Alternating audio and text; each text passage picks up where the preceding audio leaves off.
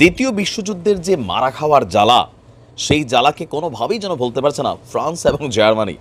আর সেই কারণেই রাশিয়ার বিরুদ্ধে নানান ধরনের ভূমিকা রাখার সর্বোচ্চ চেষ্টা করেছে। আর আজকে মাত্র পুতিন দুইটা বিষয় সামনে আনছিল যে ৭৫ কিলোটনের পারমাণবিক মেশিন আমি রেডি রাখছি, তোমরা যারা মেশিনারিজ দিয়া ইউক্রেনকে উস্কানি দিবা যে যাও রাশিয়ায় হামলা চালাও, তাদেরকে প্রথম আমরা ধরব।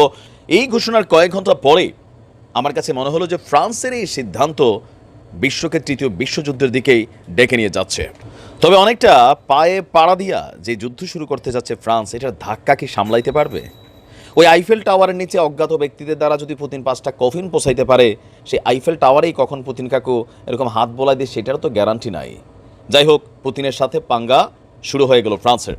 টানা 2 বছরও বেশি সময় ধরে ইউক্রেনে পুতিন কাকুর বিরুদ্ধে আপনার নিজেদের অবস্থানকে শক্ত করার পর এবার বিপুল পরিমাণে অস্ত্র সহায়তা দিতে যাচ্ছে ইউরোপীয় ইউনিয়ন। তবে কেবল অস্ত্রই নয়, পশ্চিমাদের কাছে যুদ্ধ বিমানও চেয়েছিল আপনার ইউক্রেন।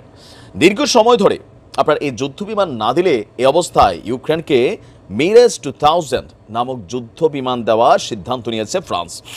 ইমানুয়েল ম্যাক্রো নিজেই এই তথ্য জানিয়েছেন, আর গণমাধ্যম আন্তর্জাতিক রয়টার্সে এই তথ্য এসেছে। বলা হচ্ছে ফ্রান্স ইউক্রেনকে মিরেজ 2000 যুদ্ধ বিমান দেওয়ার পরিকল্পনা করেছে।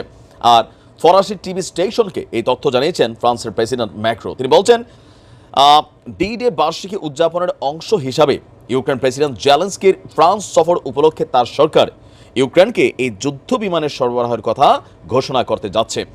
ফ্রান্স ঠিক কতগুলো মেরিজ যুদ্ধ বিমান ইউক্রেনকে দেবে, বা ফ্রান্স এসব যুদ্ধ বিমান ঠিক কখন বা কোন আর্থিক শর্তে কিয়েভকে প্রদান করবে, সেটি তিনি উল্লেখ করেননি। ম্যাক্রো বলছেন যে এই গ্রীষ্ম থেকে ইউক্রেনীয় পাইলটদের ফ্রান্সে প্রশিক্ষণের প্রস্তাব দিয়েছে। প্রায় 4500 ইউক্রেনীয় সৈন্যকে প্রশিক্ষণের আয়োজন করেছে ফ্রান্স। সৈন্যদের কোথায় প্রশিক্ষণ দেওয়া হবে এই বিষয়টা ক্লিয়ার না করলেও তার বক্তব্য যে এই মুহূর্তে ইউক্রেনের ভূখণ্ডে কোনো ফরাসি সামরিক প্রশিক্ষক নেই, বাট এগুলো হচ্ছে মিথ্যা কথা। আচ্ছা, আমরা দেখি মিরেজ 2000 যুদ্ধ বিমান হচ্ছে ফ্রান্সের তৈরি মাল্টিরোল সিঙ্গেল ইঞ্জিন 4th প্রজন্মের ফাইটার জেট। 1970 দশকের শেষের দিকে লাইট ওয়েট ফাইটার হিসেবে মিরেজকে তৈরি করা হয়েছিল। পরবর্তীতে বেশ কয়েকটি স্ট্রাইক ভ্যারিয়েন্টও তৈরি করা হয়েছে। এছাড়া মিরেজ এয়ার টু এয়ার এবং এয়ার টু গ্রাউন্ড এই দুই ধরনের হামলার ক্ষেত্রে যথেষ্ট সফল ভূমিকা রাখতে পারে, এমনকি এই যুদ্ধ বিমানটি রাতের আধারেও হামলা চালাতে পারে। জেলি বলছিলেন যে প্রেসিডেন্ট ম্যাক্রোর সাথে কথোপকথনে ইউক্রেনীয় পাইলটদের প্রশিক্ষণের বিষয়ে সমঝোতা করেছেন। এটা ছিল গত বছরের সেপ্টেম্বর। এই বছরের সেপ্টেম্বর চলে আসছে, তার মানে প্রশিক্ষণ শেষ, এখন হচ্ছে যুদ্ধ বিমান দেওয়ার পালা।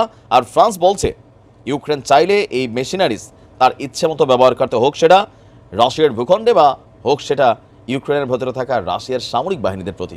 তো সবকিছু মিলিয়ে বোঝাই যাচ্ছে যে পুতিনের পায়ে পা দিয়া ঝগড়া করার জন্য প্রস্তুত আছে ন্যাটো।